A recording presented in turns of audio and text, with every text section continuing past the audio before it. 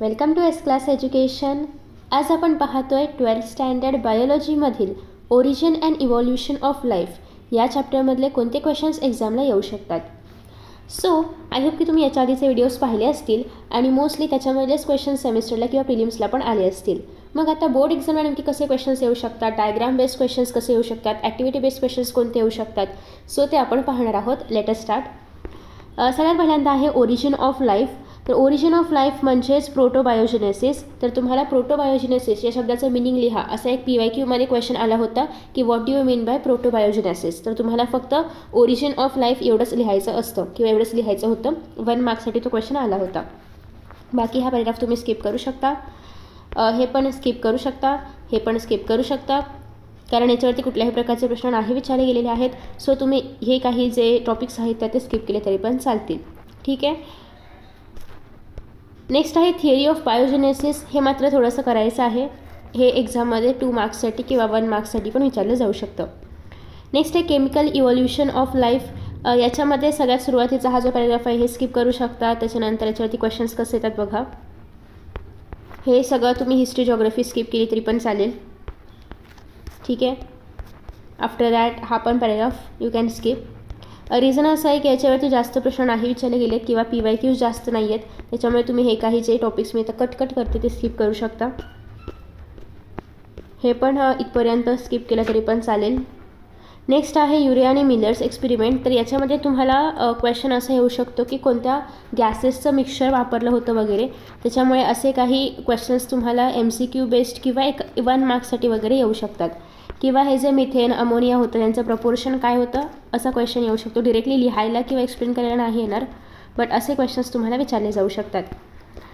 त्याच्यानंतर हा जो पहिला भाग आहे पूर्ण RNAचा, RNA वर्ल्ड हायपोथेसिस, हे पण स्किप करू शकता. मोस्टली या चॅप्टरमध्ये ना ठरलेले क्वेश्चन्स आहेत जे जास्त विचारले जातात. बाकी तुम्ही सगळे टॉपिक स्किप केले तरी पण चालतील.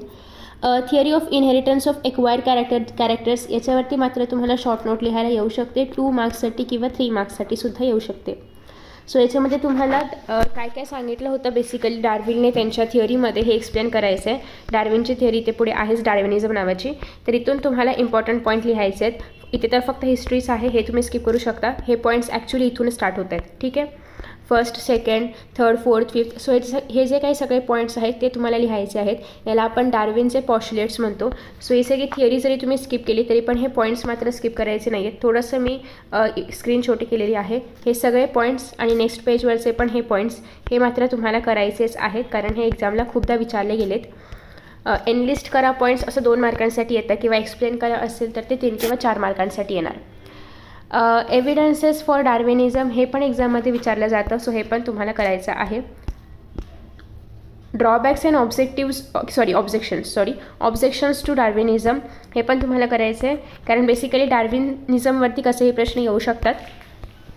नेक्स्ट आहे म्युटेशन थिअरी. सो म्युटेशन थिअरीचे फक्त फीचर्स करायचे आहेत. बाकी वरची हिस्ट्री जॉग्रफी म्हणजे वरचे ते कसं इव्हॉल्व झालं किंवा कोणी फाइंड आउट केलं हे तुम्हाला शक्यतो एक्झाममध्ये नाही विचारलं जात. फक्त त्याची थिअरी किंवा त्या थिअरी मागचे जे काही फीचर्स आहेत तर ते करायचे आहेत. म्हणजे फक्त एवढा पार्ट करायचा आहे. ठीक आहे. त्याच्यानंतर नेक्स्ट आहे ऑब्जेक्शन्स टू म्युटेशन थिअरी. हे पण करायचं आहे. हे एक्झामला विचारलं जाऊ शकतं. फीचर्स आणि ऑब्जेक्शन्स एकत्र 3 मार्क्ससाठी पण येऊ शकतं. Modern synthetic theory of evolution हे तुम्ही कुठपर्यंत करायचं आहे लेट मी टेल यू. हा पहिला भाग तुम्ही स्किप करू शकता. नेक्स्ट आहे तुम्हाला जीन पूलची डेफिनेशन विचारली जाते. त्यासोबतच तुम्हाला कुठे गेलं अजून एक जीन फ्रिक्वेन्सीची डेफिनेशन विचारली जाते. आणि बाकी सगळे हे जे 5 कॉन्सेप्ट्स आहेत किंवा 5 फॅक्टर्स आहेत याच्यावरती तुम्हाला एक्झाममध्ये क्वेश्चन्स विचारले जातात. पुन्हा एकदा बघा. Gene pool, gene frequency, gene mutation, gene recombination, gene flow, gene drift, chromosome aberration याच्यावरती तुम्हाला डेफिनेशन लिहा, डिफाईन करा, एक्सप्लेन द फॉलोविंग टर्म असे क्वेश्चन येतात. सो हे सगळ्याच्या डेफिनेशन्स महत्त्वाच्या आहेत. हे पूर्ण साईड या पेजची आणि या पेजची ही पूर्ण साईड. बाकी हे तुम्ही स्किप करू शकता. ठीक आहे. जे मी सांगते ते तुम्ही खरोखर स्किप केलं तरी पण चालेल, कारण ते एक्झाममध्ये तसंही नाही विचारलं जात. आणि आलं तर तुम्ही ऑप्शनला पण टाकू शकता, कारण बरेचसे इतर प्रश्न आहेत. ठीक आहे. नेक्स्ट आहे नॅचरल सिलेक्शन. सो नॅचरल सिलेक्शनसाठी कोणते फॅक्टर्स रिस्पॉन्सिबल आहेत तर याच्यामध्ये सगळ्यात पहिल्यांदा इथे तुम्हाला एक एक्झाम्पल पाहायला मिळते इंडस्ट्रियल मेलॅनिझमचं. हे एक्झाम्पल एक्झाममध्ये विचारलं जातं. हे तुम्हाला पूर्ण एक्सप्लेन करायचं आहे की जे आपलं बिस्टर्न कार्बोनेरिया आहे आणि बिस्टर्न बेटिलारिया आहे, तर हे कसं वेगळं आहे किंवा कोणाला नेचरने सिलेक्ट केलं, कशामुळे सिलेक्ट केलं, हे सगळं याच्यामध्ये दिलं आहे. सो तुम्हाला हे एक्झाममध्ये एक्सप्लेन करायला येऊ शकतं किंवा एक एक्झाम्पल लिहायला येऊ शकतं नॅचरल सिलेक्शनचं. तर त्यावेळेस तुम्हाला हेच एक्झाम्पल एक्सप्लेन करायचं आहे. नेक्स्ट आहे आयसोलेशनमध्ये टाईप्स ऑफ आयसोलेशन विचारलं जाऊ शकतं, तेव्हा तुम्हाला प्रत्येक टाईप ऑफ आयसोलेशन एक्सप्लेन करायचं आहे. सगळे या ठिकाणी सांगितलेले आहेत. नेक्स्ट आहे मेकॅनिझम ऑफ ऑर्गॅनिक इव्हॉल्युशन. याच्यामध्ये पण अगेन हे जे सगळे डेफिनेशन्स आहेत एवढेच फक्त करायचे आहेत, एक्स्ट्रा करायची गरज नाही आहे, फक्त एवढेच डेफिनेशन करा. नेक्स्ट आहे हे जे तुम्हाला 3 टाईप्स पाहायला मिळतात नॅचरल सिलेक्शनचे, तर हे तुम्हाला कम्पेअर करायला येऊ शकतात किंवा डिरेक्टली तुम्हाला याच्याबद्दल पॉईंट्स लिहायला येऊ शकतात. विथ पॉईंट्स लिहायला आले तर तुम्हाला हे ग्राफ्स पण ड्रॉ करायचे आहेत, म्हणजे हे जे डेमॉन्स्ट्रेशन आहे तर ते पण ड्रॉ करायचं आहे. सो तुम्हाला जे काही विचारलं जाईल याच्यापैकी कोणतंही विचारलं, सपोज स्टॅबिलायझिंग सिलेक्शन विचारलं, तर आधी त्याचे तुम्हाला फीचर्स लिहायचे आहेत किंवा आधी तुम्हाला ते एक्सप्लेन करायचं आहे, डायग्राम ड्रॉ करायचं आहे आणि मग त्याचे एक्झाम्पल्स पण लिहायचे आहेत की आपण हे कोणासाठी वापरतो. ठीक आहे. नेक्स्ट आहे हार्डी. येस, सो हार्डी-वेइसबर्गचा प्रिन्सिपल जो आहे हा तुम्हाला एक्सप्लेन करायला विचारला जातो. सो हे इक्वेशन्स लिहिणं आणि हे प्रिन्सिपल कसं यूज करतो आपण हे सांगणं महत्त्वाचं आहे. सो इथे तुम्हाला त्याचे डेफिनेशन वगैरे सगळं बघायला मिळेल. सो हे पण करायचं आहे. ॲडॅप्टिव्ह रेडिएशन स्किप केलं तरी पण चालेल. एव्हिडन्सेसमध्ये चालेल स्किप केलं तरी पण. कनेक्टिंग लिंक मात्र करायचं आहे. तुम्ही पाहिलं असेल 2022-23मध्ये बऱ्याच ठिकाणी तुम्हाला आर्किओप्टेरिक्सचे जे काही कॅरेक्टर्स आहेत त्याच्यामध्ये रेप्टेलियनचे कोणते कॅरेक्टर्स आहेत, बर्डचे कोणते कॅरेक्टरिस्टिक्स आहे आणि ते कसं कनेक्टिंग लिंक आहे हे तुम्हाला दाखवण्यासाठी किंवा म्हणजे हे एक्सप्लेन करा की हे कसं कनेक्टिंग लिंक आहे असा क्वेश्चन येतो. सो कनेक्टिंग लिंक करायचं आहे आणि आर्किओप्टेरिक्सचे जे दोन्ही पण कॅरेक्टरिस्टिक्स आहेत बर्ड्सचे आणि रेप्टालियाचे ते करायचे आहेत. नेक्स्ट आहे होमोलॉगस ऑर्गन्स आणि ॲनालॉगस ऑर्गन्स. ह्याच्यामध्ये डिफरन्स बिटवीन आणि याचे एक्झाम्पल्स करायचे आहेत, कारण तुम्हाला एक्झाम्पल्स लिहायला किंवा डिफरन्स बिटवीनसाठी पण विचारलं जाऊ शकतं. वेस्टेजियल ऑर्गन्स मे बी तुम्हाला माहिती असेल तर ठीक आहे, नसेल तर एकदा फक्त रीड करा. त्याच्यानंतर आहे येस, सो हे तुम्ही स्किप केलं तरी पण चालेल.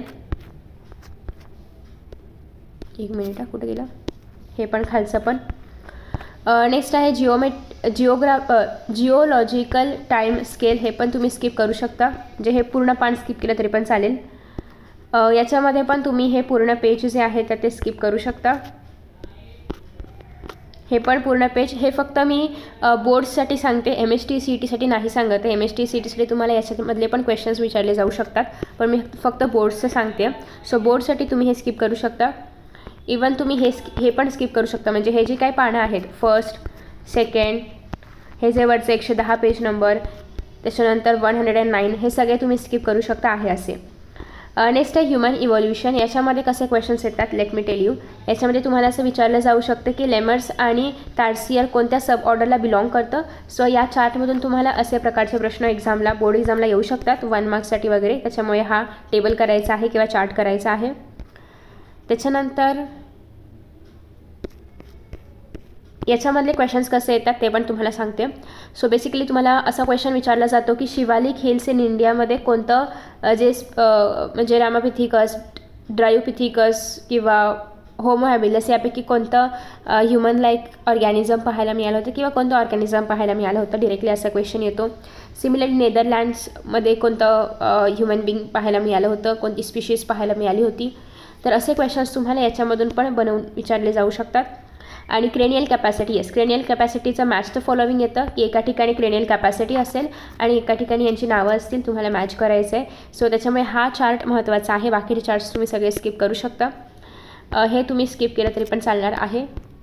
सो तुम्हाला वाटलं असेल की हा चॅप्टर खूप मोठा आहे, पण याच्यामधले असे बरेचसे टॉपिक्स आहेत जे याच्या आधी कधीच नाही विचारलेत. सो तुम्ही ते आरामात स्किप करू शकता. MCQs ॲज युजल तुम्हाला एक्सरसाइजमधले करायचे आहेत आणि जेवढं काय मी टर्म्स सांगितलेले आहेत त्याच्यामधलेच किंवा त्याच्याशी रिलेटेडच MCQs आहेत. बाकी एक्सरसाइजमध्ये बरेचसे क्वेश्चन्स आहेत, बट ते न करता मी जेवढं सांगितले तेवढं केलं तरी पण सफिशियंट आहे.